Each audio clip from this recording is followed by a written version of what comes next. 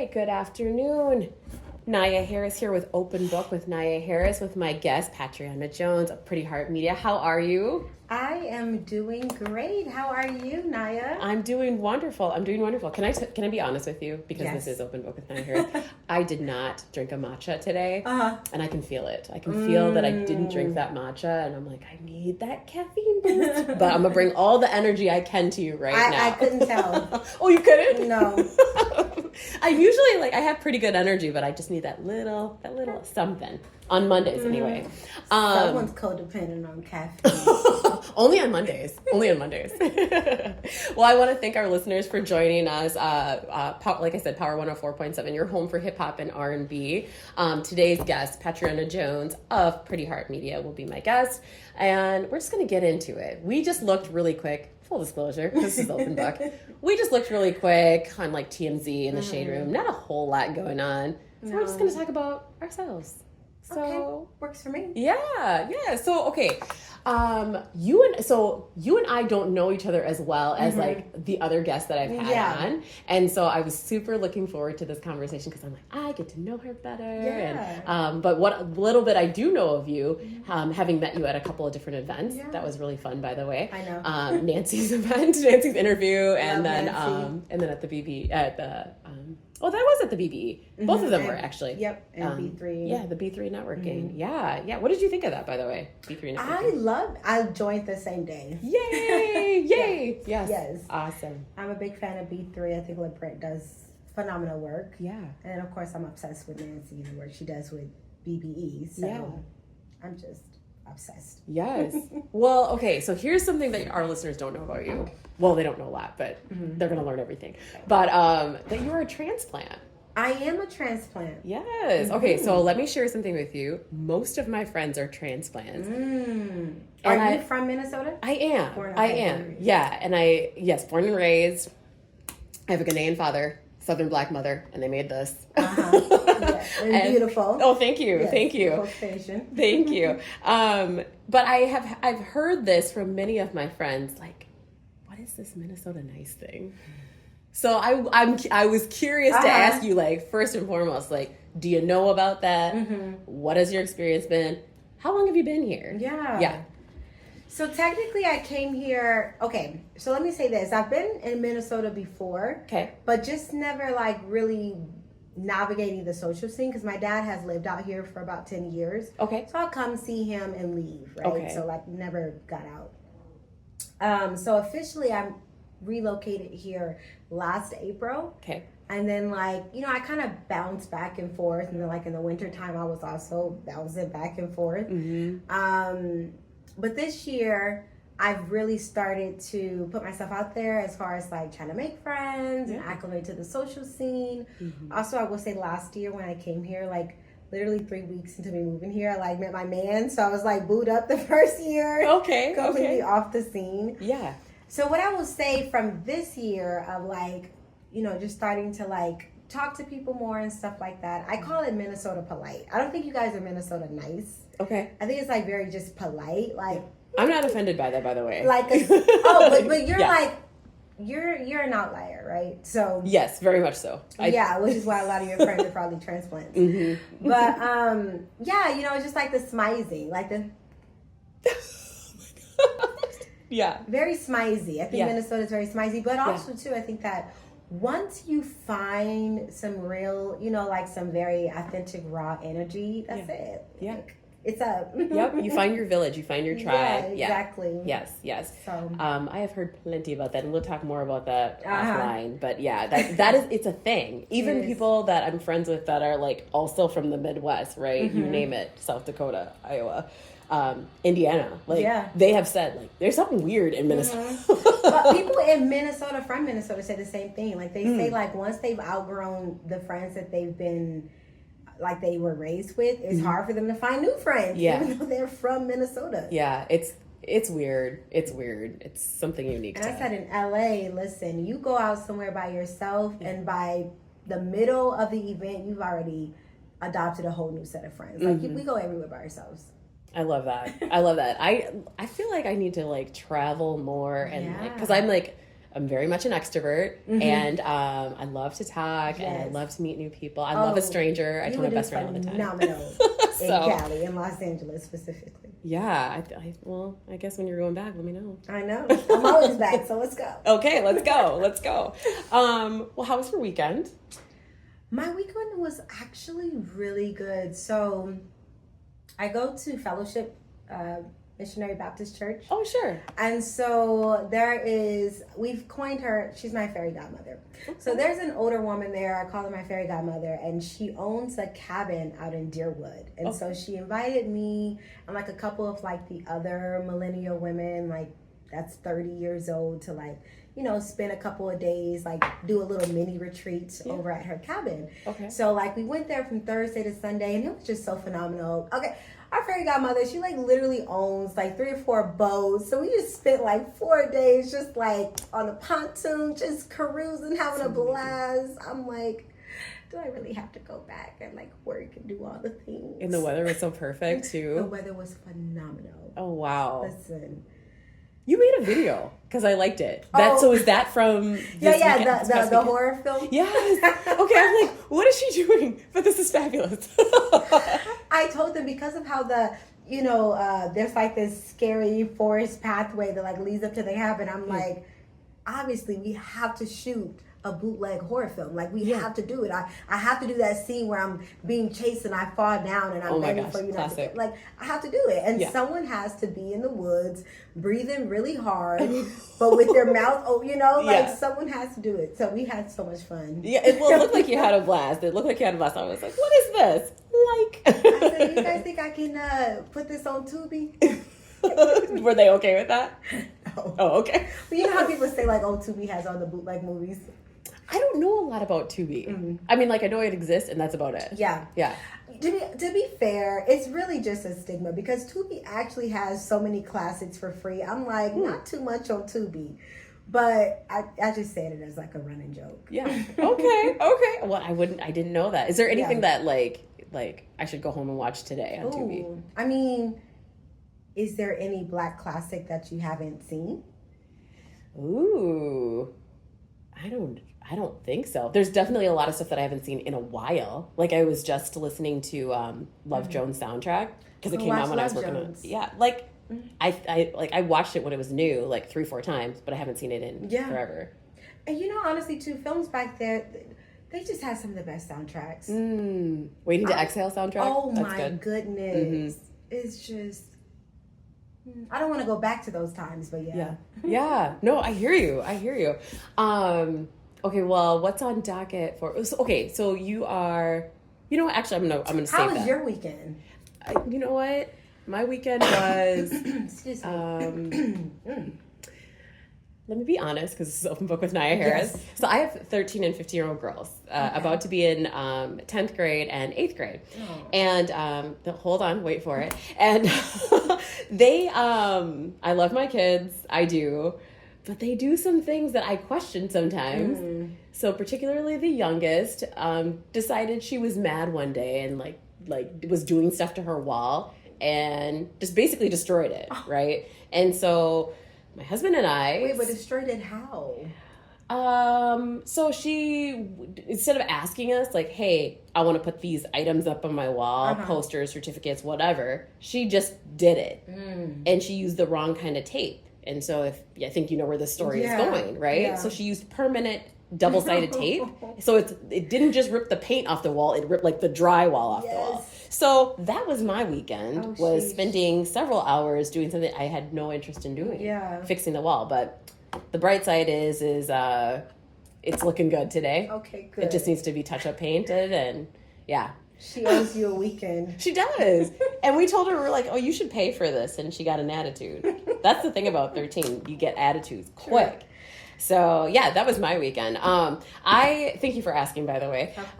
Usually it's a better weekend than that, so that I'm like, oh, let me tell you. Yeah. But I'm just like instantly like, we were like making faces at each other like, we'd rather be doing anything but this. But I'm sure you got your steps in quite easily. A 15K. Yeah. 15K. With all the running around you had to do? Yep. That's funny that you should say that and that I know that exact number too. Yeah. Yes. Yeah, for sure. I I can't wait to hear, and we'll get to it in a moment. That's what I was going to say prior to me sharing my weekend is just learning more about your business and what you do and how people can get in touch with you and all of that. We are going to take a quick music break. Okay. Are you enjoying this conversation so far? I sure am. Are you? I am. Okay. I am. Well, we're going to take a quick music break. We'll be back in just a moment. You're listening to Power 104.7, your home for hip hop and R&B.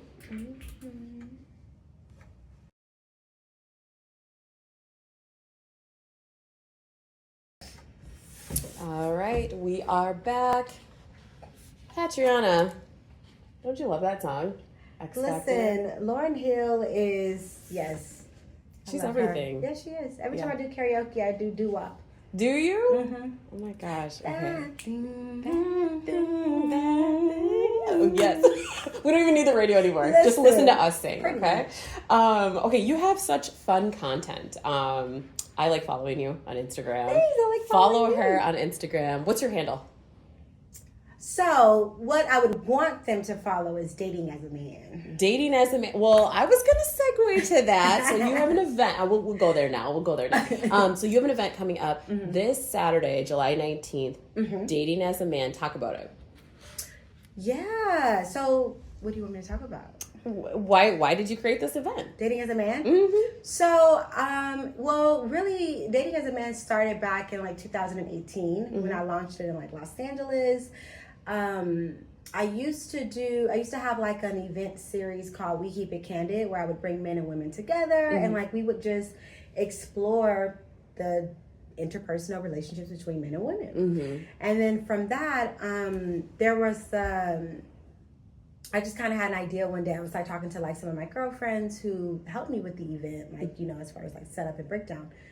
And I was like, we should do dating while Black in Los Angeles. And so first we did like dating while Black in Los Angeles and like it just blew up, you know, like, I mean, like, I don't know. I think it was like 225 people that bought tickets and like the event had like sold out in like 2.5 weeks or something like that. And so then from there I was like, okay, from that event I realized that it was quite difficult to try to really get into depth with men and women's experiences at the same time. Okay. And within like 2 to 3 hours. Like you can do it, but you're just not going to do it justice because people are going to really want to go in, especially when you have especially when you have that quantity of people too. For right? sure. 225 people, that's a lot. It's a lot. Yeah. So then I was like, okay, let's do dating as the Black men in Los Angeles. And so it started off as that. And like, and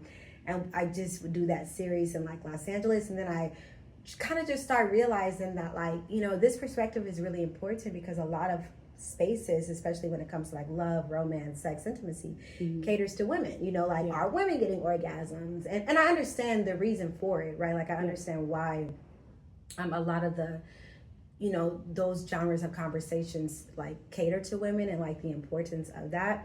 But I think that sometimes it goes from one extremity to the other and like you kind of have to balance it back, right? So like a lot of conversations around love, sex, intimacy, connection started catering to women because of the absence of like women's voices in those conversations. Sure. But now I think we're so right of just talking about what women want all the time and like what women need that like at this point nobody really focuses on what men are saying unless they're saying what women want to hear versus like their actual truth and reality and like their actual experiences. You know, it's come to a point where I think a lot of even like what it even counts to be a man, what's high value, what is masculinity. It's so much of it is like women like saying like this is a real man and this is this and this is that and this is that and this is that and it's like, well, what do men think a real man is? You know, what do a natural man think that masculinity is? Like, what does that mean to him? You know, like, you know, and how do they navigate the way that we date? You know, and like what we expect in our standards and expectations, like what is that for them actually? Not just like what we want them, what we want it to be for them, but like what it actually is for them. Yeah. And I just ended up sticking in that space of like highlighting that perspective because I think it's important. Yeah. And I also think that like for women, if we are women who date men, you do have to be curious about what men think and what they want and how they navigate dating. Just the reality of it. I have so many questions. Okay, so I'm a married woman, right? It's been 25 years we've been together. We just had our anniversary. 25 years we've been together. Thank you. 23 years married. Yes. And so like dating is like, it feels like it's completely foreign. I've even said to my husband, I'm like, you know that like, if we had to get back out, like online dating didn't exist when we got together. Oh yeah. So it's like if you had to be back out there, you would not know. Yeah, you would not know what to do. So anyway, but I'm just fascinated. I'm fascinated by relationships, and I have a natural curiosity for all people. But this topic particularly, it just stuck out to me because it was just like it's what you just said. Like, well, what do they really want? What are they really thinking? Yeah. You know. My husband and I, a few weeks back, we went to, it's probably longer ago than that. Everything blurs together. I don't know if that's, if you run into that too. I'm saying a few weeks ago, and it's probably 2 months ago. Yeah. But we went to this game night thing, and there were two young ladies that were sitting at our table. I'm 44, my husband's 48. And one was, I think, early 30s, one was mid 30s. But they were talking about something called ethical non-monogamy. Oh, yeah. But I was fascinated. I'm like, what is that? You know? And they were explaining it to me. Like, what do you know? Share with our listeners. Yeah, so, well, one thing I would say is, like I was telling you, I used to do I used to do event series in Los Angeles that was kind of like it was called Kinky Game Night. I was never a kinkster, but originally it just kind of started off as a name, you know, like we thought it was a catchy name. Sure. But obviously because of that name, we attracted a lot of people who, you know, were kinksters or were just, they dated alternatively. Okay. And so through Kinky Game Night, I did start to learn a lot about, you know, polyamory and ethical non-monogamy, you know, which is the act of dating or being in a relationship with multiple people. But there's honesty, there's transparency, there's integrity, and there's also boundaries that have to be discussed within that. Like all parties involved have to be comfortable with how each, you know, partner within that dynamic is navigating. Ethical non-monogamy is not for me, but I definitely think that it's, I definitely can see why people can be attracted to it. Sure. And yeah, I think that everybody kind of just has their own journey when it comes to love and relationships, union. For sure. And you know what? There's no judgment there, right? Like, to each their own. But I think the idea of just being open to, like, hearing others, right? Yeah. Like, you know, it may not be your cup of tea, but, like, don't shame someone else because that's their cup of tea. They say, don't yuck my yum. Exactly. I like that phrase, too. Don't yuck my yum. But, yeah, so... but I just was fascinated. I was like, tell me more. Yeah. And I was like, is this new? Like, I felt very old in that moment. So, where are we at for time? We're doing pretty good on time, actually. Actually, you know what? We are going to... Yeah, you know what? I want to ask you another question here before we switch. Okay, so you had said when you came to Minnesota last year that you were right away booed up. Yeah. She was booed up. Okay, are you currently still booed up? Wait, don't answer that question. We're going to switch to podcast mode. I want to thank our listeners for joining in on this live portion. Thank you so much for joining in. Next week's guest is Brayshawn Gibson of Junk in My Trunk. Do you know him? Junk in My Trunk? Okay, yeah, he's a who, so he should be a fun interview. He's quite the character and always has interesting content as well. So I look forward to interviewing him next week. And if you are interested in listening to the rest of this episode, you can check it out on Open Book with Nyia Harris on YouTube. Thank you so much for listening, and we'll see you next time. Bye. Bye.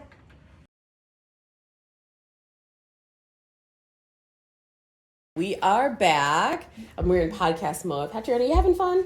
I'm having a blast. What about you? Also, I'm always having a blast on Open Book with Nyia. You do look like you always be having a blast. I'm a pretty happy lady, let me tell you, for the most part. Okay, so I asked you a question prior to taking the break here. So you said you were booed up before. I'm curious, are you still booed up? I am. That's my man, my man. Okay. Well, tell me about your man. What's his name? What's he do? Yeah, his name is Danish. And Danish, he works for the city of Edina. Okay. And he's just amazing. He's so considerate. He's so kind. He's so loving. And he's so supportive. Okay. It's funny because so many women and men, they'll be like, your man is okay with you doing dating as a man, because it requires me to obviously, be with men a lot. Talk to men a lot and like build relationships with men. And so they'll be like, your man is okay with you doing dating as a man? I'm like, of course he is. Not only is he supportive, but like he sponsors so many things for dating as a man. Wow. Like he knows that it's meaningful to me. He knows that I find it to be like really important, and I think that it's something that like positive that I can contribute to culture. And so, he's not going to like let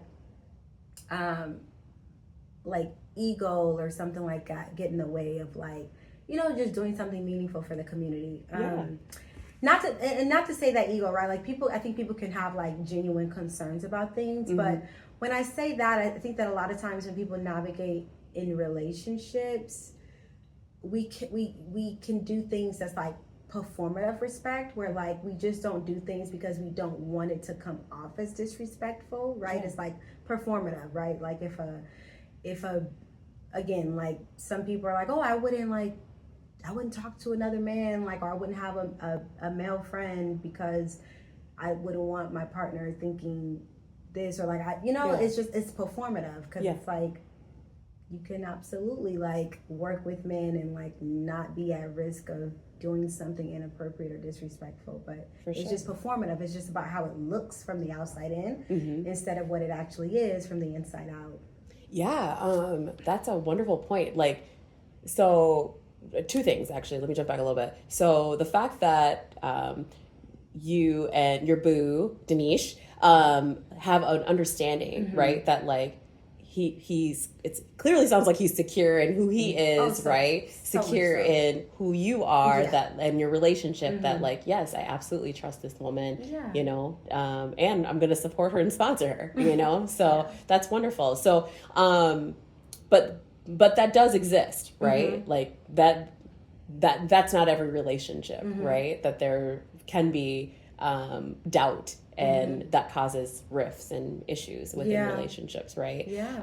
So I can see where one would come from that, but like there's a lot to be said there. It sounds like you have a really good, healthy relationship, right? So, and it's all about communication, and communication, and like also navigating like well, hey, I was comfortable with this, but I wasn't comfortable with that. Or like, hey, like I would prefer if like you do interviews at this time, or like it's not just like this is the way it's gonna go, or this is the way that it's gonna go from either of us, but just constant communicating, constant figuring out what makes both of us comfortable, what makes both of us seen, heard, comforted, all of those things. And it's just a day by day navigation. And that's every relationship, to be quite honest with you, right? Communication is key, right? Foundational. Absolutely. Like a closed mouth doesn't get fed, right? True. I just said it earlier today. That's one of those phrases I just love to say too, but like it's timeless. You have to speak up.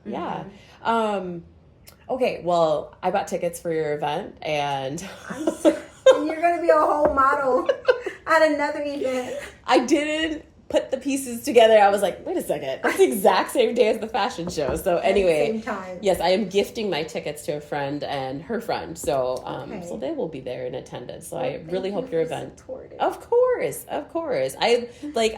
So I am like not shy about, especially because I'm an extrovert, right? Like if I like someone like right away, I'm like, oh, they're cool, like I like them. And not so much now, but early on when I started my business, which is about 2.5 years ago. Amazing. So yeah, thank you.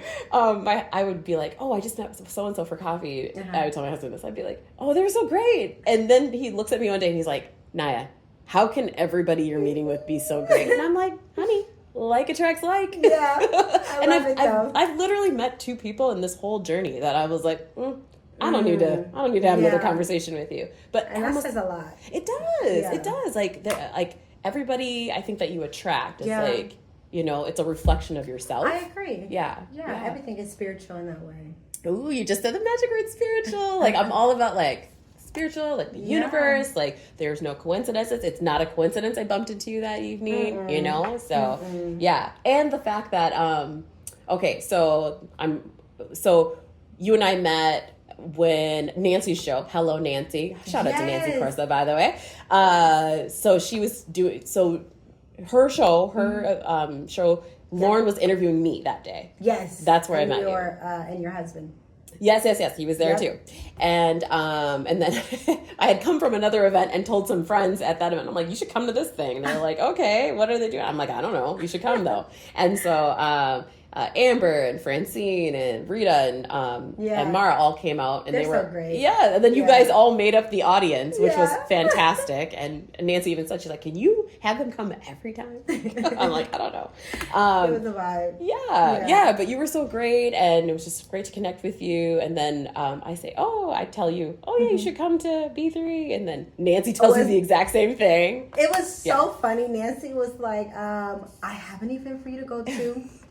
But it's early, 7 a.m. I said, B3? I got tickets. And she was like, I said, Nyia invited me. Yeah. She probably was not at all surprised by that. Yeah, she was just like, okay. Yeah. I like when we work in a team like that. Yes. So, it's a great network. Like, I just always think, I'm like, I'm so lucky that I came here from Los Angeles, and I literally got connected with the dopest community. I'm like, okay, God, thank you. Yes. Because God don't be playing about me. I love it. Well, how did you find Nancy? How did you find BBE? Like, okay, so honestly, I'm very, when I make a decision, like when I'm inside, I'm inside. Okay. But the moment I decide I'm going to be outside, I am quite the force. Okay. So I just would be on Instagram, and I would be looking at people's pages, and I would be hopping in their DMs and be like, hey, I'm Patriana, I just moved here. Okay, good. I like your style. Connect me in any events you got, people you can think of. Think of me, because I'm trying to get into the creative scene out here. Yeah. And I just would, I just was cold calling people, cold DMing, potential friends. Good for you. I love that. And then I ended up, I think some person I got connected with, they were like doing a collaborative post with, I think it was like another person. So then I go to that person's page, and I'm like, I like this person too. So I'm like on it.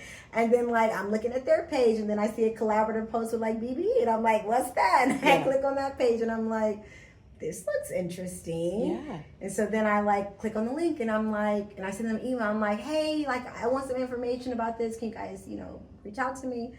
So then like Florence, which is Nancy's executive assistant, she reaches out, and I'm telling her like, well, this is some things that I did in LA that I want to do here. And like, can you guys help with that? Like, what does that look like? Yeah. And they were like, yeah. And I said, okay, cool. And so then I became a member, and then I met Nancy, and I fell in love with Nancy. Yeah, she's awesome. And it was pretty much done. Yeah. But yeah, just by stalking people. In a good way. It sounds like a very nice way. Like, hello, I looked at your content. Yes, I was like, I love you. Like, you seem vibrant, or I like your DJing, or like, hey, like, you just seem fun. Yeah. Let me know if you want to go out for coffee. Was it so? In all of those instances, was that met with any like pushback or resistance? And in any case, no, everyone was open. Yeah, everyone was pretty much just like, oh hey, like you seem really cool too, and like people would send me stuff, send me flyers, and I think too that when I did start doing dating as a man, it helped because that is one thing that people will say is like, Patriana, like, how'd you get so many people to like just be involved with your event and stuff? I was wondering that too. And you just started in May, literally the middle of May, and I was just like, well, because of that though, like I like you, extra, I think I'm like ambivert though, because like when I'm inside, like I said, I'm house hermit. That's the nickname my dad gave me. House hermit. Yeah. Okay. I'll be inside reading books all day. But when I have made a conscious decision that I want to meet people and I want to make friends. Yeah. Baby. Yeah. Then you're all in. I am outside, and not only am I outside, but I'm taking you outside with me. I love it. So there's so many people here that's like, Patriana, you have me more outside in the month that I've known you than like in my last 3 years of life. And I'm like, you're like, yes, that was the plan. We outside. Yeah. I love that. Okay, so what is it about your personality then that do you think like, we'll go back to the ambivert? Yes. I thought it was omnivert. Is it both? You know what? I'm a tomato type of person. My dad always teases me about it.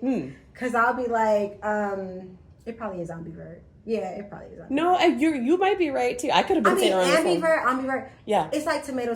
You know, some people probably say tomato, some people say tomato. Do I say tomato? No, you've got me thinking about it. Or like, some people say Patriana, some people say Patriana. They're like, which one's right? And I'm like, Either. But how do you say it? Patriana. Okay. Okay. Is it caramel or caramel? Caramel. But it's salmon without the L.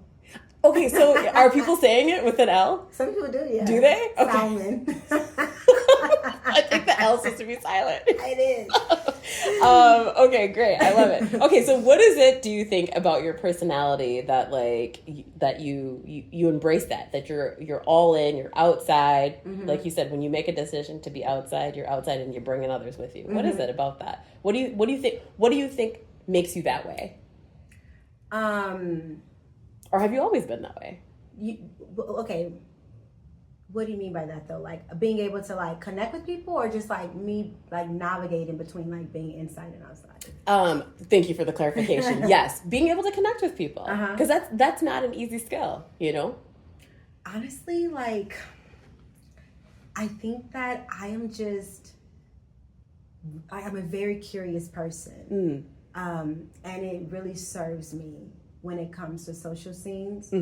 Like actually a guy that I met out here, he had asked me the other day, he was like, and I'm not into astrology, right? But yeah, he was like, are you a Pisces or a Scorpio? And I said, no, I'm a Libra.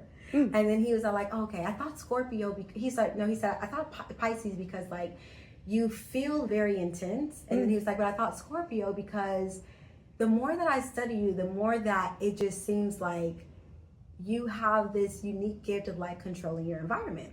And I said, I don't control my environment.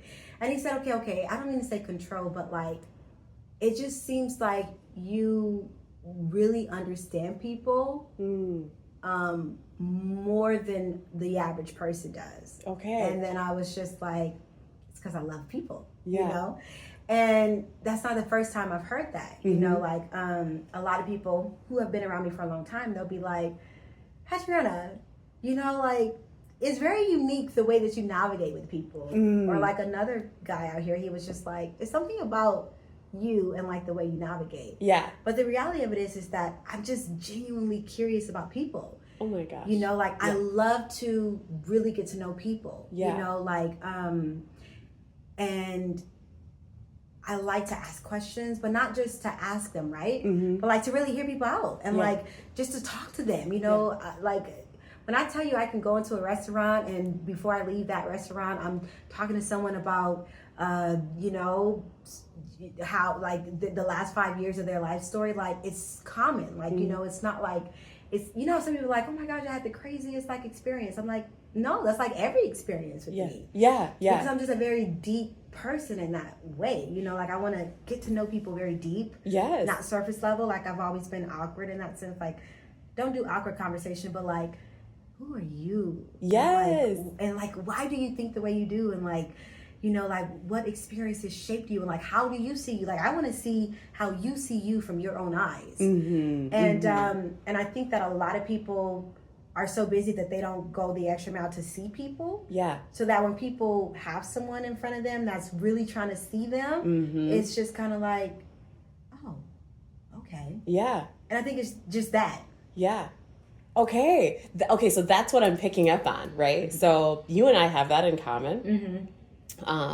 And that's actually a trait that we also share with Oprah. That's the reason why her interviews are so good. As I said, that's why her interviews are so good, is because she genuinely is interested in that too. You get a car, yes. But that she's genuinely interested in people, you know? Yeah, she is. What makes them tick? What are you passionate about? who are you, as you just said. Yeah. So and it's important. Like, people's stories are important. You know, it's like, you don't have to be a celebrity. You don't have to be this grand person, but just you be the mailman. It's just like, hey. Yeah.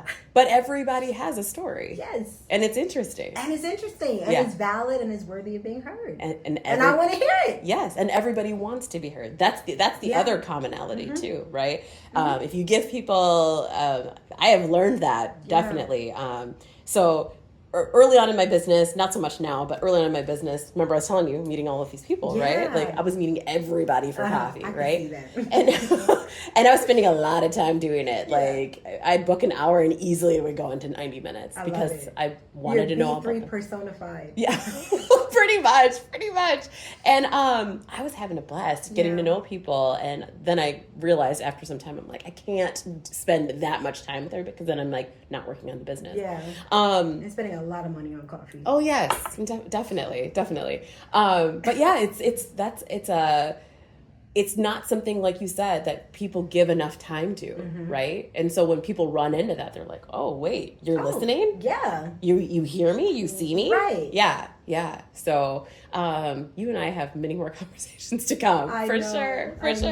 And I'm not into astrology either, but I did ask that question, remember? When I was asking everyone. I think it's a great conversation. Like, I always ask people. I think it's a very fun conversation starter, but it's not something that, like, governs my life. Yeah. But sometimes there are, like, really fun things that come up. Like, there's this woman I connected to out here, and, like, her birthday is February 7th. And my guy's birthday is one day below hers. Then my birthday is October 18th, and her husband's birthday is October 17th. Oh, wow. And so we're like, the Libra and Aquarius duo is undefeated. You know, and it's like, and those things are fun. Yeah. But, like, obviously I wouldn't be dating, like, I only date Aquarius. Like, I only, no.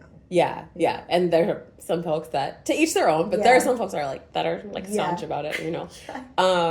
Okay, let me ask you this. I brought this up on another episode. How are you, 9:10? 4:15. Okay, we have 10 minutes. Okay, I'm having a lot of fun with you. So I brought this up on another show. It's in the same realm as dating, right? Okay. So AI dating. Oh. Have you read about this? No. Okay, so it is fascinating, and I wish I could have someone on the show that, like, could talk about that. Yeah. Okay, so you have, like, an AI boyfriend or girlfriend, right? Like that's like an avatar, like, on your phone, and then, like, it's run through, like, ChatGPT or whatever, or the AI. I don't know. So it's not a physical. But, I was gonna say, okay, that's the movie Companion. Did you watch that movie? I haven't. No.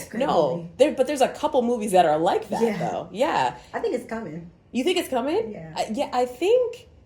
What do you think of that, though? Because the question I had asked on the episode, I was like, I would love to talk to someone about that, because, like, how do you like then you're never getting into a fight or anything like that. You know what I mean? Like, you're never like, everything's just perfect all the time. Like, that's not realistic. True. Well, you know what's interesting though is, like, think about, like, ChatGPT, right?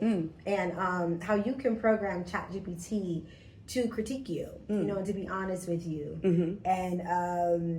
and then, you know, you could push back and be like, oh, you know, like, well, Chat, that was kind of mean. And then Chat would be like, okay, I won't be as mean. Like, how mean do you want me to get, you know? Okay. And I think that, like, it will probably be similar with that. You know, they'll program, like, you can program your companion to know how to give you feedback, know how to critique you for growth. Like, I do think they'll have the computer, almost like a therapist, you know, like they'll have, like, the software for, like, to be therapeutic. They'll have the software to be, like, a personal development coach and like a life coach, and, like, they'll have those things built in to where, like, they'll have, you know, those elements. You just probably don't have to deal with the attitude, but as far as, like, the critique and stuff, I think that there's a way that they can program them for it.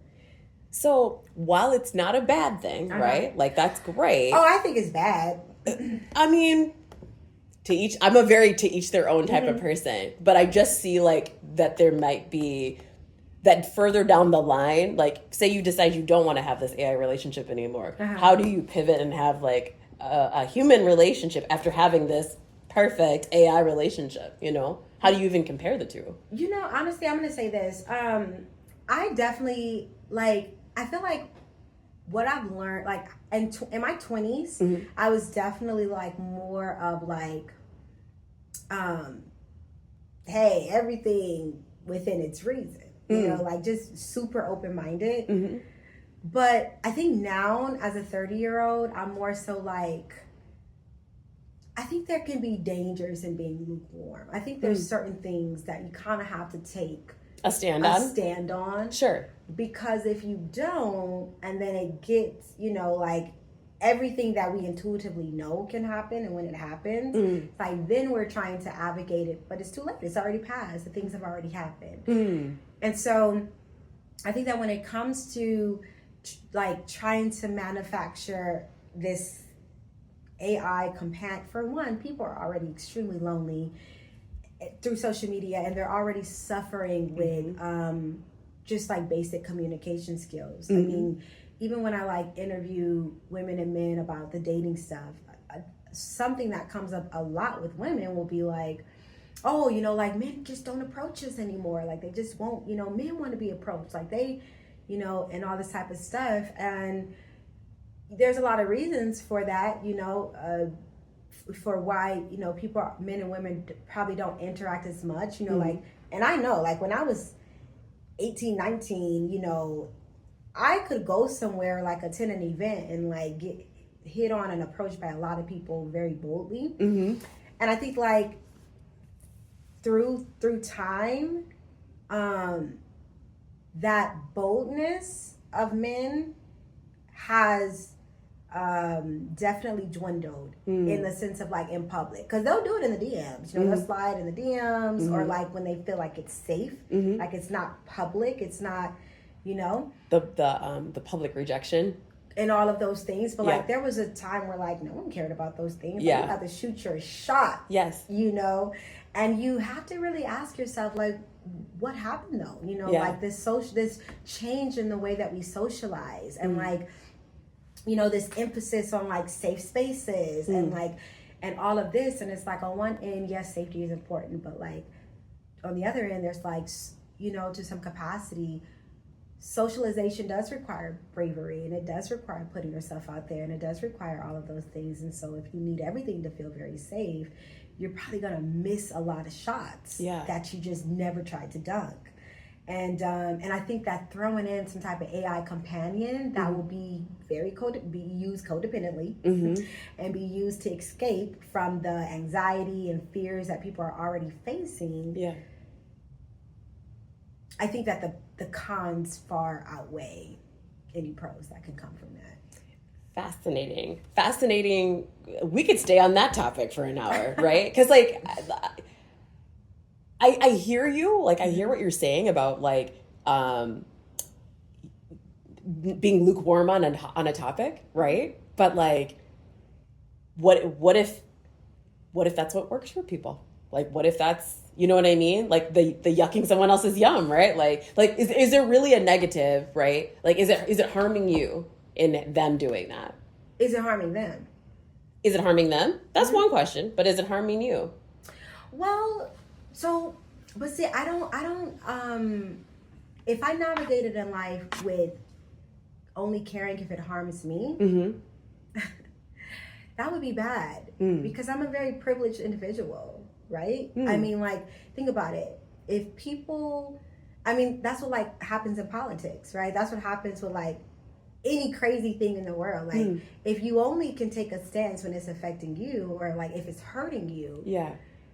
And the people who are, you know, the people who are involved are only the people who are actively being hurt, or like they're actively aware that they're being hurt. I think that the world can get in a really bad place. And like we see that, right, in politics, right? Like if when people make decisions based on whether or not it affects them, even if they know it affects millions of others, we see the downside of that. So I don't really navigate based on like, does it hurt me or not? I navigate based on facts, statistics, and spiritual systems, like, you know, spiritual ideologies, and also just like, again, facts, you know, like the reality of it is that humans need other humans. Agreed. 100%. And any human that forfeits human socialization for the comforts of AI or something that is just like taking them away from like the social skills they need to survive, I don't care if it hurts me or not. It hurts them, whether they're aware of it or not. Some people don't have like the capacity to like some people, right? It's almost like this person that can't deal with life, and so they escape to alcohol. And I know this is going deeper, right? But they escape to alcohol. Yeah. Does it hurt me that they're drinking their lives away? No, it doesn't hurt me. But also, they're so consumed in the comfort of that alcohol that they also don't care if it hurts them. So they actually need people that are not being hurt by them doing it to help them get away from what is hurting them. And that's how I navigate too. Okay. See, this is like a super, like you could go way deep into the rabbit hole with this conversation. Thank you, by the way, for indulging me. Yeah, there's a lot to chew on there, I think. So, Pretty Heart Media, we're going to pivot. Yes. Because we could be here all day on that topic. I told you I like to, I was going deep. No, I'm You'd be like, Patriana, why did you take it so like dark though? And I'm like, I didn't mean to take it dark. No, it's just something that came up. No. I think like we naturally went there. I was there with you. So I would love to actually continue that part of the conversation, but I want to pivot because I want to make sure that we can talk about your business really quickly here. Pretty Heart Media, where can people find you? What do you need in business right now? Of course, you have this event coming up that's under your business name, right? Yeah. Okay. Yeah. Tell me. Yeah. So, Pretty Heart Media, our biggest project right now that we're focusing on is dating as a man. So I pretty much just always focus on like the best way to stay connected is like everything dating as a man, spelled normally, nothing, abnormal there. And I mean, like, if you are a man who is interested in sharing your thoughts and experiences on how you've been navigating love, sex, dating, commitment, and the personal journey of masculinity, reach out. We'd love to interview you. If you're a man or woman who value, like intentionally curated spaces for connection, definitely check out our July 19th event. Or just stay connected to the page for a future event. And more than anything, what we need is just people showing up curiously in the dating scene. So if you are actively dating, man or woman, whether you connect with dating as a man or not, what I would want from you is to approach the dating scene in a very light way. Okay. You know how like when we were young and we were really excited about dating and we looked for reasons to be together versus reasons to count people out. I always say if we can learn to like embrace that childlike fascination with people, but pair it also with like intentionality instead of like the superficiality we sometimes deal with as when we're younger, then there's a lot of gold in the dating scene. I think that you'll see it more than you will any type of piss or whatever else you think might be in that dating pool. Sure. So I think more than anything what I want from people and what I need from people is just to find a way to reconnect with that open-hearted excitement for individuals. Show up curiously and try to see something besides piss in the dating pool. Is it only open to singles, or do you think married individuals would get something out of it as well, or anybody in between? No, so singles, dating, and married. We actually have a marriage-minded man panel within the event as well, and we explore what did that look like moving from dating to divine union, right? Because something that comes up in interviews a lot is, commitment. And like the way that people navigate commitment and like how a lot of people get comfortable in situationships, even though they may express that they want a love or they express that they want children. When I ask, well, do you want marriage or like this or that, like there's hesitation. And so I invite married men as well to come and speak about, well, what did it look like to become a marriage-minded man? And how did you move from just dating to like divine union, divine commitment. Like what did that look like on a mental, emotional, spiritual, financial level? Yeah. So no matter what, single, dating, navigating, figuring out, or married, it's a really good event that just explores the sociology of dating and how we show up for love and commitment across the board. I love that answer. Okay, so you know what I realized? I asked you that question not thinking about the fact that I bought the ticket and like as a married woman, right? Like, because I bought the ticket so I could support you. Yeah. I didn't even think about the fact that like, oh, I'm a married woman, I'm going to this thing. Yeah, so I'm glad I asked that question for those. Thank you so much for joining me. This is amazing. I have to ask the question I love to ask. Will you come back? Absolutely. Okay, we'll go more into the rabbit hole and talk you're about phenomenal. Thank you so much for joining me. Again, my guest next Monday will be Brayshawn Gibson of Junk in My Trunk. Cannot wait to talk with him. I want to thank you so much to you. I want to thank the listeners, the watchers, to everyone who's just supported this platform. It has just been an absolute blast, and I'm going to continue to learn and grow from it. And I want you to have a wonderful day. Thank you so much.